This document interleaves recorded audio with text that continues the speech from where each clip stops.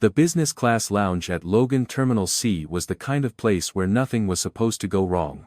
Sophia Whitmore sat near the window, spine straight, scrolling through contract terms, completely in control. Then the glass fell. Then she followed it. A young CEO crumpled to the marble floor. No one moved. No one knew what to do. No one except a plainly dressed man with a small boy at his side, who stepped forward without a word. Stay until the end, because the truth about who that man really was will change the way you see everything. 47 minutes earlier, Sophia Whitmore had walked into the Polaris lounge with the precise, contained motion of a woman who had been awake since 4:30 in the morning and intended for no one to notice. The leather seating accepted her without comment. The sparkling water arrived without her asking. Margaret had called twice before 7. Sophia had let both calls go to voicemail. She already knew what her mother wanted to say about the Cleveland Clinic deal. She had reviewed the contract addendum 3 times on the car ride to the airport, and she would review it a 4th time before boarding. The Cleveland Clinic deal was the largest she had structured in her 3 years as CEO. Margaret had told her, more than once, that signing it would put Metaxas on a different shelf in the industry. She noticed the tremor in her fingers around the rim of the water glass. Catalogued it the way she catalogued most inconvenient things, with a small interior nod and no further comment. She had lived for several years in a body that was not entirely cooperative, and she had learned not to interrupt herself for it. She drank the water. She kept reading. 100 feet away, on the lower concourse, separated from the lounge only by a glass partition, Dominic Hale sat in a hard plastic seat with his 6-year-old son sleeping against his shoulder. He was wearing a gray blazer that Claire had bought him for their last anniversary. He had not worn it in the 11 months since the funeral, except on the trips back to Ohio. It was the only piece of clothing he owned that still remembered her shape against his back. In the backpack at his feet, a cardboard tube held a drawing of a horse Leo had made for his great-grandmother. The night before, Leo had asked him whether she would like it. "She'll like anything you make her, bud. But the horse part. She'll like the horse part most of all." Now Leo was awake, sitting still in that quiet way of his. Dominic was reading a firmware manual on his phone. A diagnostic update for a small client hospital outside Akron. Inside the lounge, Sophia felt the room tilt. She pressed her heels into the floor and waited for it to pass. It did not pass. There was a warmth behind her eyes she had never felt before, and a sudden, profound conviction that something was happening to her in a way that was not dehydration and not fatigue. She reached for the water glass. Her fingers missed it. The glass went sideways off the table. The crack of crystal against porcelain was a single bright sound. Every head in the room turned. Then Sophia went down. She did not crumple slowly. She went sideways out of the chair with a weight and finality that made the 3 people closest to her step back instead of forward. The tablet skidded across the marble. One earring rolled under the low table. On the concourse below, Leo lifted his head before his father did. "Dad." Someone fell in there. Dominic looked up. He saw Sophia on the floor. He saw the attendant frozen 3 feet away. He saw the security guard already reaching for his radio and not yet using it. 3 years of silence broke open in his chest. He stood. He took Leo's hand and walked toward the lounge stairs. At the lounge entrance, a small brass sign read "Reserved for business class ticket holders." Dominic stopped. He looked at the sign. He looked at Sophia on the floor. He stepped past it. "Everybody take 2 steps back." His voice was not raised. It carried the quality of a voice that expected to be heard. People stepped back.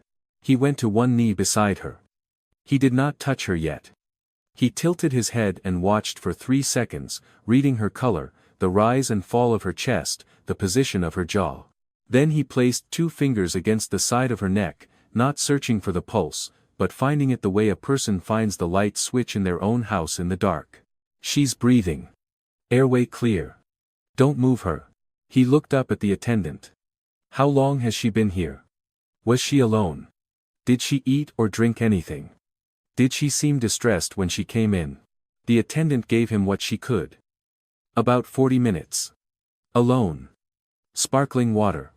Focused." Dominic nodded. He repositioned Sophia's head with the angle and pressure of someone who knew exactly what that angle was for. He turned to the security guard. Call medical services. Not the general line. The emergency team at gate 42, tell them suspected vasovagal syncope with possible cardiac involvement. Unresponsive on arrival, pulse present but shallow. Those words exactly. The guard stared. Those words exactly. It will save them time. The guard got on his radio. Dominic slid his blazer off and folded it under Sophia's head. He checked her wrists, cross-referencing what his fingers found against what his eyes were reading. The grayish cast at the edges of her lips. The flutter of her left hand. He was not guessing. He was reading. Does anyone know her? A businessman near the high table said, she's the CEO of some health company. I recognized her from a conference.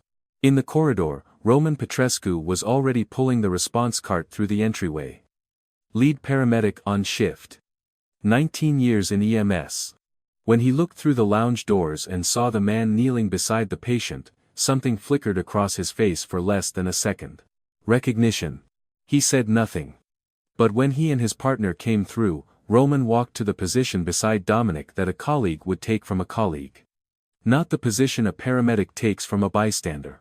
His partner registered the difference without understanding it. Dominic handed off in 35 seconds. The medical language was clean. Vitals, suspected etiology, time of loss of consciousness. Roman nodded once. Got it. We've got her. There was a beat of silence between them. Roman said, low, it's been a while, Hale.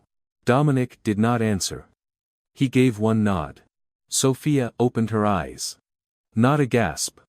The way a person wakes in an unfamiliar room. Ceiling. Voice telling her she could breathe. Folded fabric under her head that did not belong to her. The businessman at the high table had his phone up. 3 other people were doing the same. The lounge attendant turned to Dominic. Who are you? She said it the way a person says something when they realize they should have asked sooner. Dominic told her his name. Nothing else. When the paramedics produced a proper cushion, he reached down and lifted his blazer from beneath Sophia's head, folded it over his arm without ceremony. He took Leo's hand. He walked out. In the corridor, Leo looked up at him. Daddy. Will the lady be okay? Yeah, bud. She'll be okay. Sophia woke in the cardiac observation unit at Massachusetts General Cleveland 31 hours after they wheeled her out of the lounge. Margaret was already there, having flown in from Boston the moment she got the call. She held Sophia's hand for a long time without speaking, which told Sophia more about how frightened her mother had been than any words would have. The diagnosis came back the way they had begun to suspect it would. Vasovagal syncope, exacerbated by dehydration, fatigue, and elevated stress. The cardiologist said her heart was fine, with the slight emphasis of a man who had expected to find otherwise. He ordered a Holter monitor and a full genetic panel for long QT syndrome. He told her, gently, that she would not always be able to operate at the volume she was operating at. The Cleveland Clinic contract was postponed by 3 days, Sophia rescheduled it from her hospital bed. 2 days later, irritated by sleeping more than she usually did, she called airport operations and asked, politely, to review the security footage. She told herself it was professional habit. 500 miles away, Dominic landed in Columbus with Leo. Eulalia Hale, 84 years old and still driving the same Buick she had bought in 2003, met them at the curb. She looked at his blazer longer than she usually did. You wore Claire's coat, dummy. Yeah, Graham. Something happened. Helped someone at the airport. Doesn't matter. She did not push. But she was the woman who had raised him after his mother died, and she knew when her grandson was lying by leaving things out. She drove them home in silence. By Port. That night, Leo gave her the horse. She taped it to the refrigerator between a photograph of Dominic at 12 and a postcard from a stretch of coast she had visited once with her husband before he died. After Leo was asleep, she sat with Dominic on the porch. The Ohio dark was very quiet. She let it sit for a while before she said anything. 3 years, Dommy. You walked into a room you swore you'd never walk into. That means something. It means a person was on the floor and I have hands. It means more than that. And you know it. He didn't answer. She let that sit too.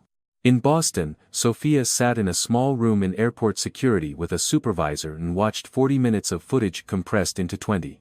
She watched herself arrive. Watched herself order water.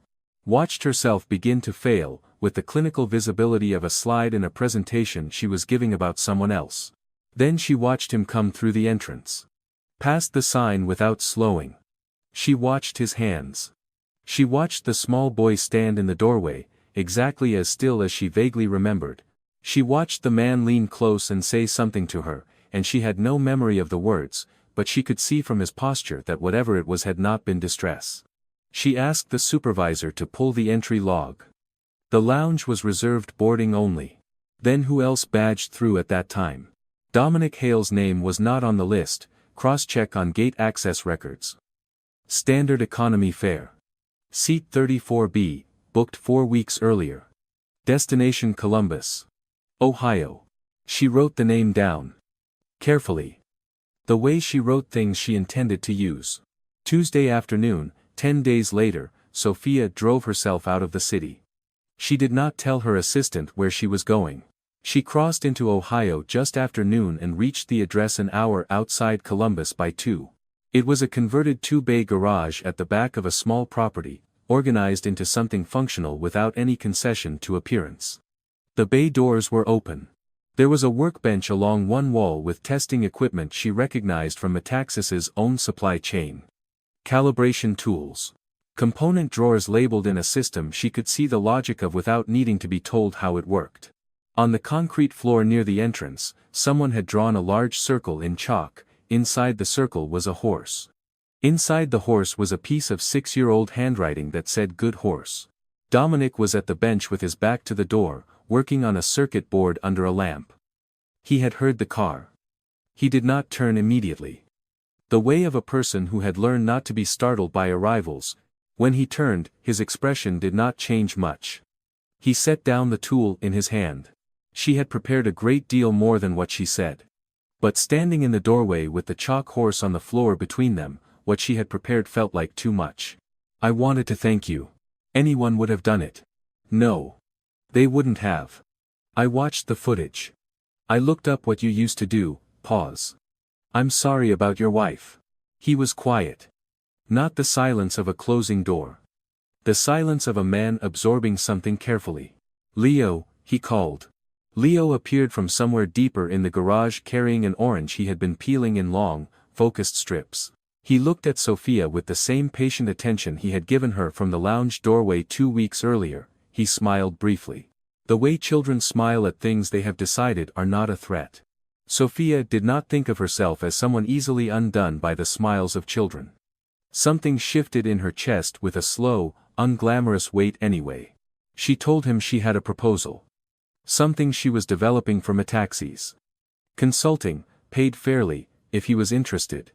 She said it directly. Something in her voice was different from her boardroom voice. Dominic looked at her. He gestured at a metal stool near the bench. "I have a few minutes." She sat. A second cardboard tube leaned against the corner of the bench. Another horse. She looked at it. He watched her look at it. Neither said anything. Leo brought her a section of the orange. She took it. She ate it. She walked him through the proposal. Training program for Metaxas employees. Real curriculum. He listened. He asked 2 questions. Both of them were exactly the questions someone in the field would ask. "I can review materials," he said. "I'm not sure I'm ready to be on the documentation." "That's fine. Whatever you're comfortable with." When she walked back to her car, Leo ran after her. "Lady. You forgot." He handed her a piece of paper. On it was a small horse. Beneath it, in the same 6-year-old hand. "For you." She sat in the driver's seat for 4 minutes before she started the engine. 10 days after that, she was back at Cleveland Clinic to sign the contract that had been postponed. Margaret flew down with her. The meeting was tense in a way it had not been in their previous rounds. Counsel for the hospital network was reluctant. The reasons were vague. Concerns regarding executive stability. Concerns about the optics of a partnership announcement landing in the same news cycle as an unexplained medical incident. Sophia recognized the leak before the second sentence was out. Someone inside Whitmore Holdings had told the hospital network about the lounge. The hospital's general counsel kept apologizing without saying what he was apologizing for. They left the meeting with a verbal commitment and no signed paper, which was a different thing from what she had flown in for. That evening, in the hotel suite, Margaret said it without preamble. Hadrian Vosberg. I've suspected him for 3 months. The airport gave him an excuse. What does he want? To sell Metaxas to Halverson Bio. 1.4 billion. You're the only thing in the way. You knew. And you didn't tell me. I was going to tell you after you were stronger. I knew that was wrong. I'm sorry. It was the first time in 5 years that Margaret had openly apologized to her daughter about anything. Sophia did not know what to do with it. She let it sit in the room and walked past it without comment. Sophia left the suite, walked to the end of the hallway where the windows looked out over the river, and called the number Dominic had given her when he agreed to review the training materials. He picked up. She told him she needed advice. He listened. Who on the board votes with you? 4 certain. 3 undecided. Hadrian has 2. Who's controlling the narrative right now? He is. Then change it. You're not the CEO who collapsed. You're the CEO who survived a medical event and went back to work in 72 hours. That's a different story. Tell it. She was quiet. You sound like someone who's done crisis communication. I used to do field response for mass casualty events. Narrative saves people after the medical work is done. I learned from the best people in the country. She closed her eyes. Can you fly down to Cleveland? I need someone in the room I can trust. I'll cover the ticket. He hesitated. I have Leo. Bring Leo. There's a guest suite. I remember he liked pancakes. She had remembered something Leo had said in passing at the garage. A throwaway sentence 2 weeks earlier, while he was peeling his orange, about how his great-grandmother sometimes let him have pancakes for dinner if he had been good. He agreed. The reason was not the proposal. The reason was that she had remembered the pancakes. In a glass-walled office on a Boston Tower's 31st floor, Hadrian Vosberg was making a different kind of call. Find Dominic Hale. Everything. Especially this: why a freelance biomedical contractor has paramedic-level training. Why he left. There's something messy in there. I need messy. In Columbus, Dominic packed an overnight bag for Leo. Where are we going, Dad? Cleveland. Helping a friend. The lady from the airport. Yeah, Bud. Good. She liked my horse. Dominic and Leo arrived in Cleveland the next afternoon. Sophia met them in the hotel lobby. It was the first time she had seen him outside the lounge or the garage. He was wearing the same gray blazer. Leo was in a pale blue sweater, neat at the cuffs. They had dinner downstairs. Leo ordered pancakes for dinner. Sophia did not correct him. Dominic raised an eyebrow and let it go. She briefed Dominic on the board dynamics. He asked sharp questions. She realized halfway through that he wasn't only medical, he had an operational mind. The Ridgemore Foundation had trained him as a coordinator, not just a responder. After Leo was asleep in the guest suite, the two of them sat in the corridor between the rooms. Neither went into the other's room. They sat on the bench by the window that looked out over Lake Erie. Why did you stop? She said. He was quiet for a while. Claire collapsed at home. I was at work. 22 minutes away. By the time I got to the hospital, they'd called it 11 minutes earlier. I had trained hundreds of responders to shave 11 minutes off that gap for other people. I couldn't shave it for her. He paused. I didn't quit because I couldn't do the work. I quit because I couldn't stand in a field training a new responder and know they were going to save somebody's wife while I hadn't saved mine. Sophia did not say anything. She put her hand on his wrist. Briefly. Then she took it back. The next morning, before the board meeting, Hadrian's PI sent his report. Dominic Hale. 7 years at the Ridgemore Foundation, left without formal resignation following the death of his spouse. The PI had gone deeper. 6 years before, Dominic had led a training session at Logan Boston Airport for EMS personnel. Among the attendees had been a paramedic named Roman Petrescu. There were photographs from the training. There were emails. Roman was the paramedic who had responded to Sophia's collapse. Hadrian did not understand the impact of the connection. He saw what he wanted to see. A messy link. A paramedic at Logan who knew the bystander hero. He pushed the information to the hospital network's general counsel. The bystander, he suggested, was connected to the responding paramedic. The whole event might have been staged for PR. But Sophia had a mole of her own in Hadrian's office. She received a copy of the PI report at the same hour Hadrian read it. She read about Roman. She put the report down. She picked up her phone and called Roman directly. He confirmed it. Yes. I trained under Hale 6 years ago. He's the reason I do what I do. I recognized him at the lounge. I didn't say anything then because I respected the fact that he had chosen a private life. But if you need me on record written statement, signed, notarized, I'll do it. Why? Because Hale taught me the first principle. If you know how to help, you have an obligation to help. I've watched him bury that principle for 3 years. I'm not going to let Hadrian Vosberg bury it any further. Sophia put the phone down. Across the suite, Dominic was kneeling by the door of the guest room, helping Leo tie his shoes. She had ammunition. She had an ally. She had a narrative. 10 in the morning. Whitmore Holdings boardroom. The emergency executive review session Hadrian had pushed for. Margaret was chairing. 9 board members were seated. Sophia was at the head of the table. Dominic was not in the room. He was in the hallway outside, on a bench by the window, with Leo drawing on a notepad beside him. Hadrian opened. He presented the medical incident in measured language. He presented concerns from Cleveland Clinic Council. He moved to invoke the Executive Incapacity Review Clause. He proposed a vote within 90 minutes. Sophia countered. Calmly. Methodically. She produced a full medical clearance from the cardiologist, signed and dated. She produced clean Holter monitor results. She produced a written plan to address the long QT finding through medication adjustment, vetted by 2 independent specialists in Boston. Then she produced the PI report Hadrian had commissioned. This is the private investigator Hadrian retained. This is the invoice. This is the email Hadrian sent to Halverson Bios M and a team 3 months ago, before the airport. He has been planning this. The lounge gave him an excuse he had been waiting for. She placed the printouts on the table. Hadrian's mouth opened. How did you? I built a company on the premise that information, properly organized, saves lives, including mine. She produced one more document. Roman Petrescu's written statement. Verifying that Dominic Hale had been a senior responder and coordinator at the Ridgemore Foundation for 7 years. Verifying that the response in the lounge was a legitimate, unprompted medical intervention with no prearrangement of any kind.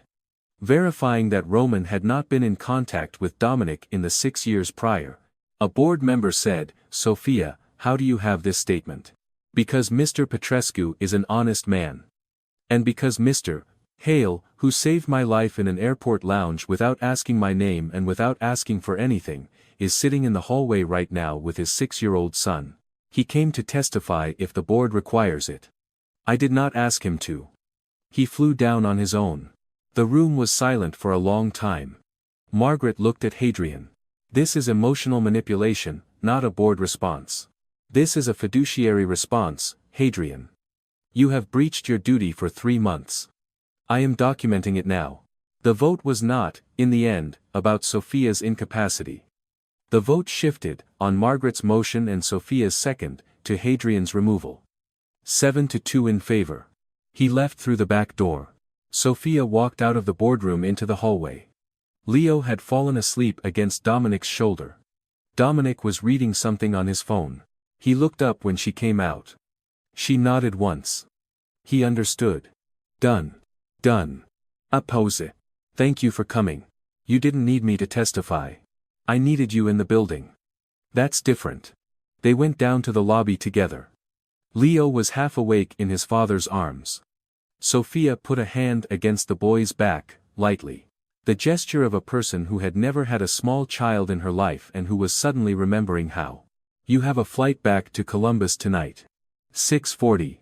I want to take you and Leo to dinner first. Not business. Pancakes again, if Leo's interested. Dominic looked at her. For the first time since the garage, he was not seeing the CEO. He was seeing the woman who had stood up off a marble floor and walked back into a boardroom in 14 days. Pancakes are perfect. 4:30 in the afternoon. A diner 2 blocks from Cleveland Clinic. Sophia had picked it. She had Googled best pancakes near hotel while Dominic was packing Leo's bag. Leo sat between them in the booth. He ordered chocolate chip pancakes. Sophia ordered a plain stack with bacon on the side. Dominic ordered coffee and eggs. Daddy always orders eggs, Leo said. I think Daddy should try pancakes. Leo has a point, Sophia said. 2 against 1, fine, pancakes. They ate. Leo described the third horse he was working on. This one had wings. Sophia asked why. Because Great Graham said my horses were so pretty they should be able to fly. Sophia smiled. After a beat, she said, I had a brother, Daniel. He died on a soccer field when he was 19. He was an athlete. Nobody knew there was anything wrong with his heart. I was 11. She was looking at the napkin dispenser. That's why I built Metaxis. I thought if we could monitor people in real time, maybe we could catch the signals somebody should have caught. Dominic listened. He did not say I'm sorry the way most people said it. Daniel would be proud of his sister. She kept looking at the napkin dispenser. Leo, who had been listening with his entire small body, said, Miss Sophia, do you have a brother? I had one. He's gone now. My mommy is gone too. Daddy says she's in the place where she can still see me but I can't see her. Your dad is right about that. Leo nodded. He went back to his pancakes. Dominic was watching the two of them. Something in his chest, for the first time in 3 years, did not tighten. After the meal, Sophia drove them to the airport. Leo fell asleep in the back seat almost immediately, his cheek against the window, the cardboard tube with the winged horse propped beside him. Do you think you'll go back to it, she said. The field. He was quiet for a long time. The wipers moved once across the windshield though it was not raining hard enough to need them. He let them go. I don't know. For 3 years I was afraid that if I went back, every patient was going to become Claire. But in the lounge I didn't see Claire. I saw you. And you were a living person. That was a difference I wasn't expecting to feel. She did not answer.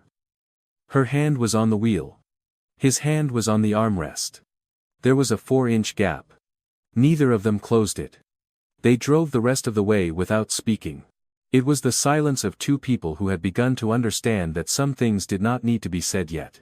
At the drop-off, she got out of the car to help him move Leo from the back seat. When she handed the boy across, Leo's chest pressed against his father's chest, and her head was very close to Dominic's head for 2 seconds. Neither of them moved. Then Sophia stepped back. Thanks for dinner, Sophia. It was the first time he had used her name. I'll review the curriculum this weekend. I'll send notes Monday. Take your time. Whenever you're ready. He went into the terminal. She stood on the curb and watched until the two of them passed through security. Then she drove back to the hotel. 6 weeks later, Sophia presented a proposal to the Metaxis executive team. Not a product expansion. Mandatory first response training for every Metaxis employee at every level. 340 people. Real curriculum, built with emergency response specialists. She had given it a plain title. 30 Seconds Matter. The board received it with the polite weariness boards reserved for proposals from young executives who appeared to be prioritizing something other than quarterly revenue. Sophia walked them through the data. Response time analysis, bystander effect intervention rates. She was thorough. She was specific. She was not persuadable. The vote was 4-2. Margaret voted in favor. After the meeting, Margaret stayed in the empty room. You're thinking about the man at the airport? Yes. Margaret was quiet for a moment. Good, you should be. In Columbus, Dominic was reviewing the curriculum drafts. He was flagging gaps in the direct specificity of a man who had stood in those gaps when they became consequential. His name was not on the documentation. He had not asked for it to be. Sophia had respected that. They communicated through email and the occasional phone call. Each call started professional and ended with Leo's voice in the background saying something that made Sophia laugh. He sent her edits at unusual hours. 3 a.m. once, with a single line of explanation. He was in the middle of replacing a transformer for a hospital in Mansfield and had thought of the answer between solder joints. She read the email at 6 and forwarded it to her curriculum lead with no comment except, "Use this." Eulalia noticed. "Dommy. That CEO calling again. Work, Graham. She turned back to her crossword. "She know you're keeping her drawings." He did not answer that one. 8 weeks after the program launched, Sophia flew down to Columbus. She did not tell him she was coming. She drove straight from the airport to the garage. The bay doors were open. Dominic was at the bench. Leo was inside the chalk circle, working on a new horse. This one had 2 wings. Sophia stood in the doorway. Dominic looked up. He set down his tool. "I've been thinking about what you said in Cleveland. About Claire. About not seeing her in me. Yeah. I need to know what you see when you look at me. Now. Not in the lounge." He was quiet. He stepped over the chalk circle. He stopped 3 feet from her. "I see somebody who didn't need me but who chose to stop anyway. I see somebody who remembered Leo liked pancakes. I see somebody who got off a marble floor and rebuilt her own company in 14 days. I see somebody I didn't know I was ready to look at until I was already looking." She did not move. He took one more step. He put his hand against her cheek. He did not kiss her. He just held it there. From inside the chalk circle, Leo said, "Daddy. Can Miss Sophia stay for dinner?" Dominic, without taking his eyes off her face, said, "Yes, Bud. Miss Sophia can stay." 7 months later. The first week of May. Boston. The Daniel Whitmore Memorial Field Response Training Center opened on a clear Tuesday morning, on the campus of Massachusetts General, funded by Metaxas, operated in partnership with the Ridgemore Foundation. Sophia cut the ribbon. Margaret stood beside her. Roman Petrescu, now director of EMS education at the new center, stood behind them with a row of paramedics in dress uniform. Dominic was in the front row. He was wearing the first navy suit he had owned in 4 years. Leo sat next to him in a careful collared shirt. Eulalia had flown in from Ohio. She was 84 and had refused the wheelchair the airport offered. She was sitting straight-backed with her hands folded in her lap.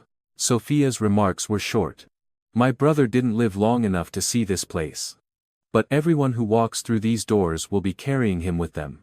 This center is led by a man who, 6 years ago, trained Roman Petrescu. 4 months ago, Roman responded to the call that saved my life. The man in the lounge that day declined to be named. I'm going to honor that. But I will say this. 30 seconds matter. And one of us proved that to me." Dominic nodded once. Leo whispered, "Daddy. She's talking about you." "Shh, Booth." After the ceremony, they walked through the hospital garden. Leo ran ahead with Eulalia. "Have you decided about the consulting position?" "I'm taking it. 2 days a week. I'm keeping the garage. Carlton's clients have become Leo's routine." She laughed. "You're the only person I know who would call diagnostic clients a routine." They paid for Leo's groceries through 3 quiet years. "I don't leave them." They walked in silence. "Dominic. I'm not in a hurry. I just want you to know whatever pace you need, I'm here." He looked at her. "My pace is 1 breakfast of pancakes a week. Is that a pace you can accept?" "That's the pace I've been waiting for 35 years. He took her hand. For the first time in public. He did not kiss her. He just held it. Leo came running back. "Miss Sophia. Great Graham says you can come for dinner tonight. She's making meatloaf. Daddy says her meatloaf is better than restaurants." Sophia looked at Eulalia. Eulalia gave one small nod. Approval. The 4 of them walked across the spring grass. Eulalia in front with Leo, Dominic and Sophia behind, holding hands. On the lapel of Dominic's suit, a small enamel pin in the shape of the Ridgemore Foundation logo, Roman had given it to him that morning. "You earned the right to wear it again, Hale. Some men disappear into ordinary lives because the extraordinary cost them too much. And sometimes, when the right person needs the right 30 seconds, they remember who they were. Dominic Hale never went back to being the man he was before his wife died. He became someone slower, gentler, more careful, a man his son could draw. A woman could trust with her second life. A man who chose, at last, to stop disappearing.